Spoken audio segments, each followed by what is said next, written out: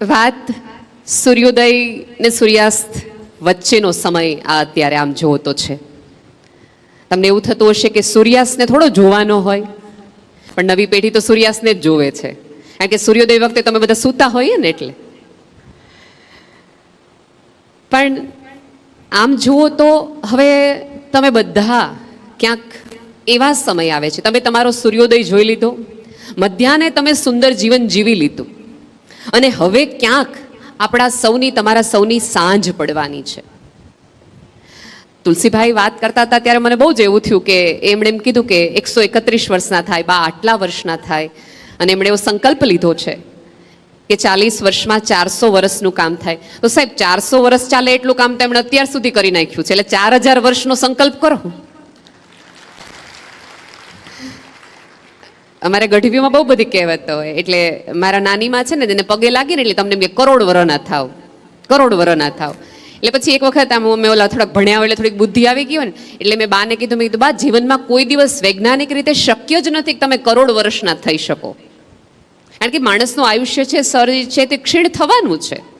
તો મારા બાએ મને હાથ મૂકીને એવું કીધું હતું કે બેટા એવું કરીએ ને કે આપણે મર્યા પછી કરોડ વર્ષ સુધી તમને યાદ રાખે, એને જીવા કહેવાય. સૌજીભાઈ જે રીતે અત્યારે કામ કરે છે ને એ કરોડો વર્ષ જીવવાનું જ છે. તમે જાઓ પછી પણ તમે જીવી શકો. એ જે તળાવનું મેં પહેલી વખત પૂજ્ય મોરારી બાપુના મોઢેથી એમની આ તળાવવાળી કથા સાંભળી હતી ત્યારે મને એવું થયું હતું કે સાહેબ જે તળાવનું પાણી તમે પીવાના નથી, જે તળાવની હવા તમે લઈ શકવાના નથી, એ તળાવ બાંધવા માટે તમને આટલી બધી ખેવ ના થાય. શું કામ? તો કે આવતી પેઢી, આવતી સભ્યતા પોતાની તરસ छिपाવી શકે. સાહેબ જેણે જીવતા અન્યની તરસ छिपाવવા માટેનો સંકલ્પ ને પ્રકલ્પ કર્યો હોય ને એ તો હૃદયમાં જીવતો માણસ જ હોય. અને માનો કે ન માનો, આ પૃથ્વી પર જીવવાનો શ્રેષ્ઠ રસ્તો હોય ને તો કોઈના હૃદયમાં જીવવું છે. બાકી જીવતી લાશો તો કેટલી આ પૃથ્વી પર આમથી આમ ફરે જ છે, કેટલી બધી. સવારે ઉઠો, સાંજે મરો, આમ આમ તમે જગતની યાદી જુઓ ને તો લગભગ બધાની, તમે નડિયાદમાં હો કે ન્યૂજર્સીમાં હો, અમરેલીમાં હો કે અમેરિકામાં હોય, દિનચર્યા બધાની એક સરખી હોય, તેમ છતાં કોઈક માણસ જુદો હોય.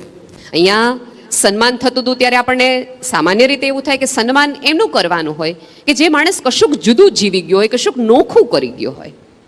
તો આપણને એવું થાય કે અહીંયા આવેલી વ્યક્તિએ એવું શું કર્યું એનું સન્માન કરવું જોઈએ. પણ સાહેબ ઉંમરનો જે દોર છે, જીવનનો જે કાળ છે, તમે એને એવી રીતે પસાર કર્યો કે લોકોને એવું થયું કે તમારું સન્માન કરવું જોઈએ.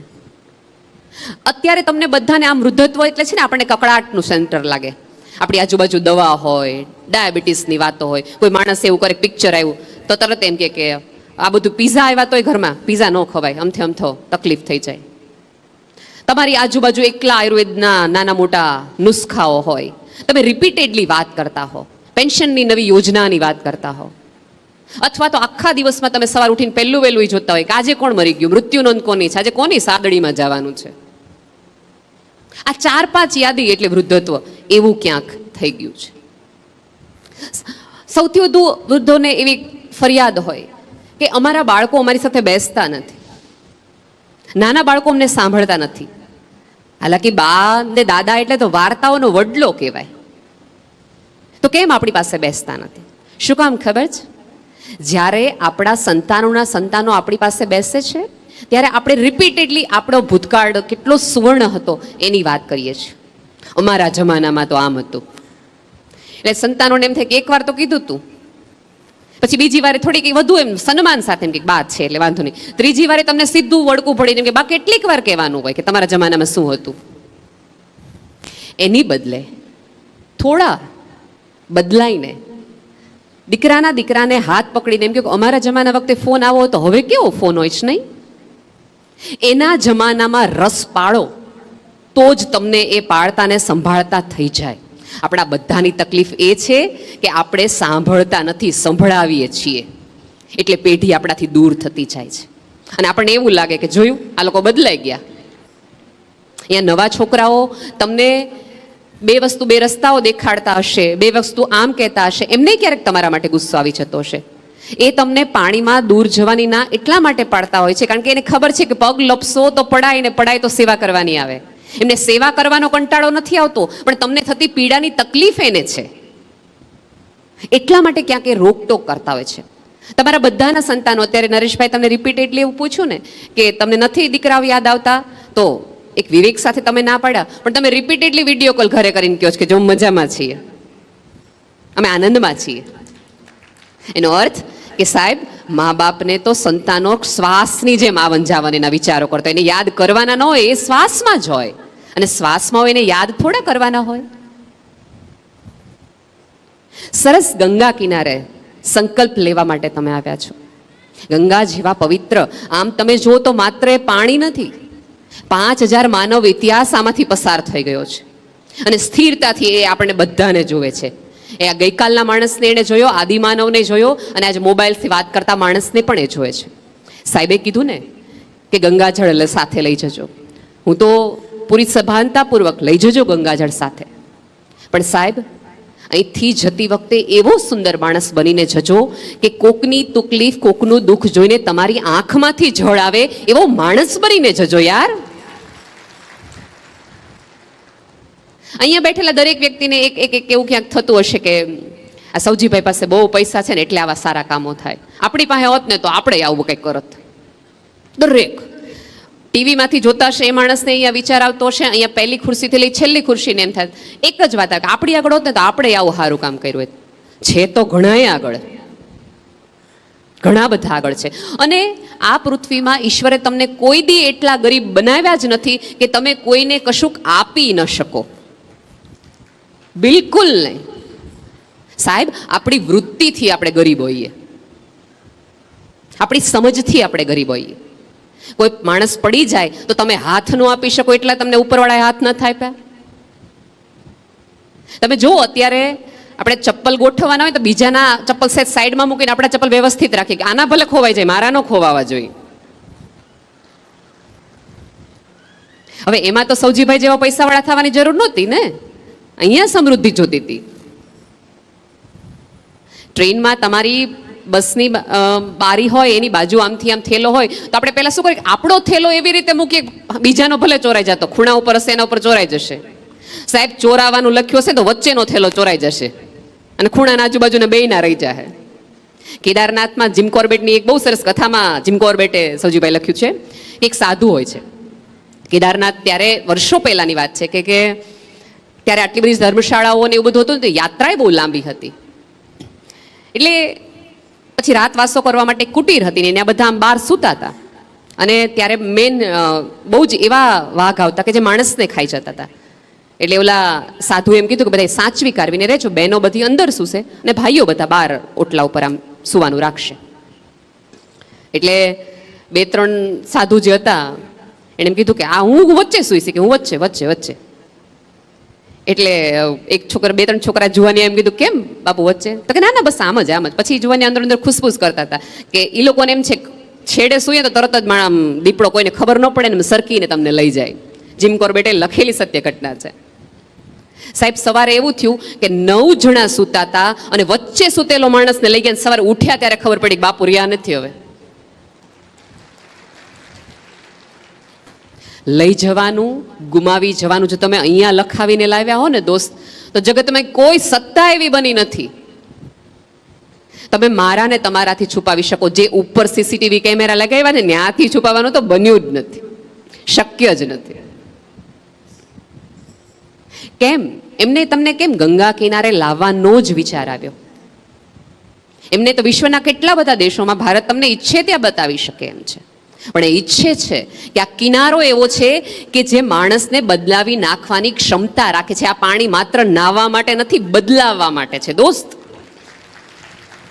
મને જ્યારે કોઈ એવું કહે ને કે ગંગામાં તમે નાહો તો તમારા પાપ ધોવાય, ત્યારે મને હંમેશા એક એવો વિચાર આવે કે ધોવાતા હશે, શાસ્ત્રોમાં લખેલી આજ સુધીની કોઈ વાક્ય ખોટું નથી હોતું, પણ એકચ્યુઅલી પાપ કયા ધોવાના છે ખબર છે? ડૂબકી લ્યો ને ત્યારે તમારી અંદર કેટલા બધા ખુલાસા તમારે તમારી જાત સાથે કરવાના કે ઓલા માણસ સાથે ખોટું થઈ ગયું હતું, ઓલાને ખોટી રીતે મેં હેરાન કર્યો હતો. અને કેટલી બધી એવી મનની ગાંઠો હશે કે તમે અત્યારે અહીંયા સરેરાશ ઉંમર 60 વર્ષની હશે, 45 વર્ષે તમને કોઈક માણસે એક વાક્ય કહી દીધું હશે તમારા સગામાંથી, અને વાક્ય હજી તમે ગાંઠ મારીને બેઠા છો. હજી એ માણસને તમે મળો ત્યારે એ જ રીતે બોલું, તે રીતે મને કેવું કીધું તું, જોઈ લેજે હવે. જૂના ચશ્માથી જ, સાહેબ ગંગા કિનારે આવ્યા છો તો એવી બધી ગાંઠ ખોલીને જજો. અમથી એકાદ ગાંઠ તમને એકાદ ફેરો લેવડાવશે, એકાદ જન્મ લેવડાવશે. ગાંઠ ખોલી નાખો. ડૂબકી લ્યો ને ત્યારે અંદર જવાનું હોય, અને ક્ષણવાર માટે તમને મૂંઝારો થાય અને તરત તમે બહાર આવી જાઓ. અહીંયા આંખ બંધ કરો, ધ્યાન કરો, ત્યારે તમને વિચાર શું કામ આવે છે ખબર છે? મન ઓલું ઉકળી પડે છે, તમારી અંદરથી પ્રશ્નો આવે છે. અને સાહેબ, આપણે આપણી જાતને 62 વર્ષે એવું બનાવી ન શક્યા કે આપણે આપણી સાથે જ રહી શકીએ. એ તો કેવું કહેવાય? અહીંયા નરેશભાઈ વારે ઘડીએ રિપીટેડલી બેઠા હતા કે પતિ પત્ની સાથે બેસજો, પતિ પત્ની સાથે બેસજો. કાલ સૌજીભાઈ મને સરસ વાત કરી, મને તો એટલી બધી વાત કરી, મને તો રાત્રે જ હું ફેસબુક ઉપર આ ઘટના લખીને મેં કીધું ના તો વિસ્તારથી લખવા જેવી વાત છે. એ કે નેહલબેન, અમે 60-62 વર્ષે તે પતિએ પત્નીને હગ નહોતો કર્યો, વાલ નહોતો કર્યો, એટલે અમે એને કીધું કે વાલ કરો. મને કોઈ દી નથી સમજાણું કે આપણી પત્નીને પ્રેમ કરવામાં શરમ છે નહીં આવે. કોકની હોય તો આપણે વિચાર આવવો જોઈએ કે કોકનીને પૂછીએ તકલીફ થાય, ધોટા ધીંગાણા થાય. પોતાની પત્નીને પ્રેમ કરવા માટે આટલી બધી શરમ છે નહીં. તમે જો બે માણસ ઝઘડતા હોય ને, અહીંયા ગંગા કિનારે 2 જણા ઝઘડતા હોય તો આપણે 4 જણા ટોળું વળીને જોવા જાય, અને સેજે આપણને તકલીફ ન થાય, એનું ઝઘડવું ન થાય. કદાચ મારામારી થાય તો આપણે એમ કંઈક દાદા બહુ ગુસ્સાવાળા લાગે છે, પણ દાદાએ જો દાદીનો હાથ પકડ્યો હોય તો આપણે સેજે, આ ઉંમરે છૂટ્યું નહીં હો હજી. અને આવું સાંભળો ને ત્યારે એવા વ્યક્તિઓને બહુ પ્રેમથી કહેવું જોઈએ કે દોસ્ત, જીવનમાં એવું જીવ્યું હોય ને કે હાથમાંથી કશું છૂટે જ નહીં. આ પૃથ્વી પર છોડવા જેવું કશું છે જ નહીં. હા, આપણને પકડવાની એ બધી ના છે. મોક્ષ માટે આપણને એવું કીધું છે કે તમે જેટલું છોડશો એટલું. મોહ છોડવાનું કીધું તો, વસ્તુઓ, વ્યક્તિઓ, સંબંધો છોડવાનું કીધું જ નથી. અને અમુક લોકો મોહની વાત કરે ને તો મને એમ થાય કે યાર, તમે 2 ખવાર હારનું તમાકુ નથી છોડી શકતા, મોહમાં હું છોડી શકવાના હતા? નાની વાતથી તો શરૂઆત કરો, પછી મોટા તરફ જજો. જીવનની, આપણી ભારતીય સભ્યતાની આખી ધર્મની તમે વાત કરશો ને જોશો ને તો એમાં છોડવાની કંઈ વાત જ આવતી નથી. બધું એવી રીતે કરવાનું છે, એવી રીતે કરીને પસાર થવાનું છે કે તમને પાછું વળીને જોતી વખતે એ વસ્તુનો મોહ માયા ન થાય, એવી રીતે કરીને નીકળવાનું છે. પણ આપણને બધાને મન ન બોલાયો, મન ન કીધું. સૌથી વધુ આપણને કોઈની નજીક જતું રોકતું હોય તો સામેવાળાનો વ્યવહાર નહીં, આપણો અહમ આપણને રોકે છે. તમે સૌજીભાઈ પાસેથી બીજું કાંઈ ન શીખો ને તો કાંઈ નહીં, પણ સરળતા તો શીખજો જ. કોઈ પણની સાથે વાત કરતા હોય તો તમને નજરથી એમ તમને કહી દે કે મેં તમને નોટિસ કર્યા. તમે જો, એમની પાસે એક વિશિષ્ટ એવી કલા છે કે બધાની વચ્ચે તે દરેકના પોતાના સૌજીભાઈ છે. એ જ્યારે પણ તમને મળે છે ત્યારે તમને એક સ્પેશિયલ ફિલિંગ કરાવડાવે છે. બાકી એ સવાર સાંજે એ તમે જે જમો છો એ જ અત્યારે તો જમે છે. જો તમે એમ કહેતા હોય અનેવા ઓડકાર તો લ્યો, હવે ઓડકાર એમના જેવા થોડાક તો લ્યો. 7 દિવસથી લ્યો તો નથી. સાચું કહો કાકા? કેમ આપણાથી એ થતું નથી? વૃદ્ધત્વની મારી સાદી વ્યાખ્યા છે, તમે કામ કરવાનું બંધ કરો ને એટલે તમે વૃદ્ધ થાવ.